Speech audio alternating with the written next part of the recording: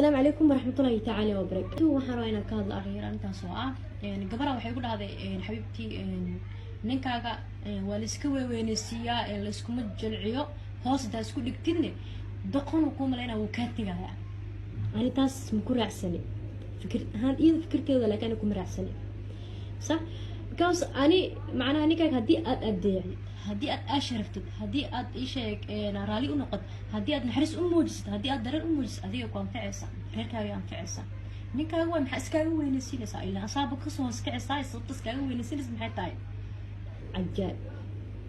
hadii maad fiir markuu ku shukaasana hadii aad ahayd qof kibir badan hadii aad qof qaylo badan ahayd ma ku soo guursan laakiin naxariis uu ka arkay wanaag ka arkay ku soo guursan Soomaali ya rasuulkeen sallallahu alayhi wasallam wuxuu dhahay habeeneedii ninkeeda adeeco farjigeeda xumaanta ka dhawrto salaada tukad soonkeeda oo saxan yahay ya jannada albaabkeeda inta ka gal kartaa Allahu akbar jannab isha ku galaysaa leeyahay ninkaaga hadii aad adeeco marka janna hadii aad rabtid ma wanaag sameys ma ninkaaga adeecid ma isha xumaanta iska dhaaft ma kibirka iska dhaaft su'aal hadda isha Soomaaliya furiinku ku badan sababtoo ah naagta sababta lagu fura waxay tahay badana ninka waxa laga yaabaa inuu shaqo ka imaado shaqo kan xafiiska shaqeynaa asna darkiis waa daalay maskaxdu ka daalay iska raf laakiin waxa ka sii daran kan fundiga ama kan dhismaha ka shaqeeya ama engineerka soo taqaanin ninkaas ay sheeg waxa laga yaabaa shaqo markuu ka imaado asagoo rafaasan anigoo magaalada mareen waa aragnay nimanka dhismaha ka shaqeynaa dhibaatada ay marayaan sax marka ninka asoo shaqo ka imaado oo rafaadsan guriga markuu imaado meesha isdhila xabad gabadhiya kaaga horeyso oo ku sanaysa meesha isdhila hadii ka baran asagoo rafaadsan aqayl gurad bariya biilka aw kan maxaa cuniga xana ma xusmaysa kama yimaad maxaa iska qaadaysa irsaaqad allah ha Soomaan ya laakiin asaga hadii aad biiqo asis musqush aad biyaha iyo isha kumanka ugu diyaarsan cuntada miiska u saartid markuu cuntay biyo sacabo qabeysto oo nasto hadii aad si tartiib u wareysatid oo xaaladdu guriga ka wareysatid ilaa xaaladda guriga sax waa loogu leeyahay sax tartiib u sheegtid wixii isha ka maqan tartiib u sheegtid asaga uu qaadanaa maxay ka baa laga daqaynu hortagtid wax walba burbura sheedaan aniga dhex faa'iideysanay asagoo fiir oo daalan qof markuu daalay uu baahan yahay hadii qayl laga hortago qof waa xanaaqa sheedaan uu niga dhex faa'iideysanaa sidii reerku burbura taas ma fiicna waxaa fiican reerkaaga inaa isha gabriya dhisato reerkaaga inaa dhaqataa ku fiican ninkaaga inaa isha adeecdo ninkaaga inaa isha luga u dhaqdo aa lagu dhahay ninkaaga luga inaa u dhaqdid baar u noqdo kareen u marsid hadala macaan كداية بالعبلاش أو كرنسين عنتذا إيش أو قرقيس أو كرنسين كدافع بالعبلاش جروب هو يسوق سوعين جري أو لو وصل كرين جري يا عنت مركع عصب أو معنا كدون أصمايا ونفقات يو ملاك يهلب يهدولا يكونوا هاي قدرتي وحاسية أصمايا كدافع بالعبلاش كدافع مركا إيش هديب أو واحد هين هذا سوق نعسي ما الحمد لله هدي أبو حيستين أو نيو فلان ده ستين كل وحي أنتي اسكو جب صدا راشين في عن قمان السمايو نك دقاليسو هذا كان فاعل لكن صوت هذا اللي تجا مثلا كلا لا أجا مثل وفرة وحتة هاي يا قليل كورتيجسي يو وحنا يعني وسميني سبيا عنا برحة وحنا سميني سقيان لا اسكدا مو فعلا نكاغوا ilmaha aabahooda waa ma sha Allah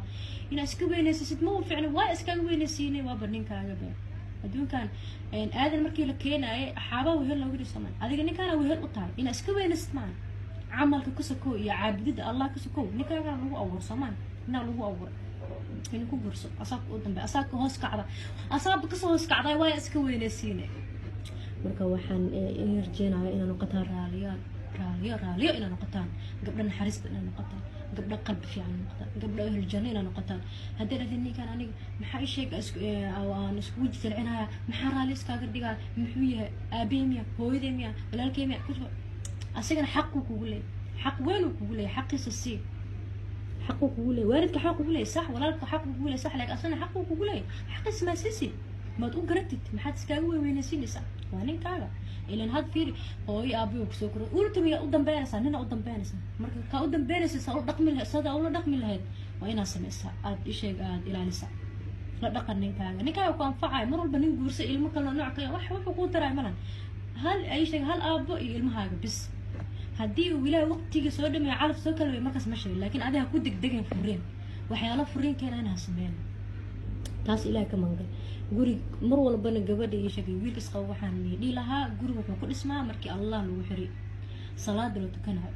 soonka la sooma hadalada wanaagsan lagu hadlayo hadallo wanaagsan lagu hadlo waaridku la xiriirinayo ya guriga markaas wuu dhismaa faan markii la soo booqo dadka martida la soo booqanayso dadka martida markay la soo booqanayso ها نقطة ضد إيش هذا الله قوس كاسة قوس في عن قوس لو فرحان يريد دعوة أصعب في عن مركب قفل بوحنا ليا هاي تركين الدقادة تركين وحنا في عن مرهن بوق إبر بلاقيس كدافع نيكن أسر نكتسنا هو فعلا هذا حق إذن كبوا قرنيس ده وين التين يا أخي حق وقرنيس حق إني قد دقنا وكل دقتين دقن كسومالي هورا هي ستين ناقل الدلاء إيو كان ليه لا إيو ناقل سام واي وحاس هي ستين وحاس كسر تج هذا الدين كل رقمه سنور الرسول صلى الله عليه وسلم راعى رجال الله راعى marka